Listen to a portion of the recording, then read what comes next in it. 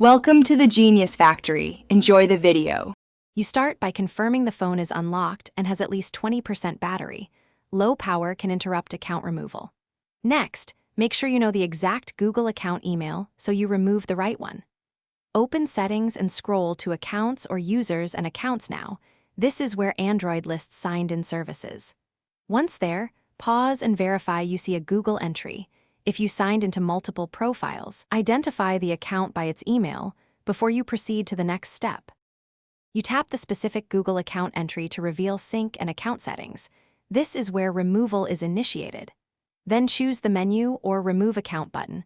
On some phones, it reads Remove Account from this device, which revokes sync and local access. If Android asks, confirm with your device PIN, pattern, or Google password to authorize removal. This prevents unauthorized deletions. Once removed, synced mail, contacts, and calendars from that account stop appearing locally.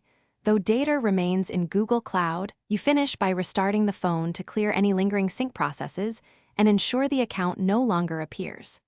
If removal fails due to errors or device admin privileges, boot into safe mode and retry through settings right arrow accounts. Safe mode disables third-party blockers. If the old account still signs back in, sign into the Google Web account and change its password or revoke device access to force sign out. Make sure to re-add any needed accounts and verify mail and contacts behave as expected. Thanks for watching. If you found this helpful, don't forget to like and subscribe.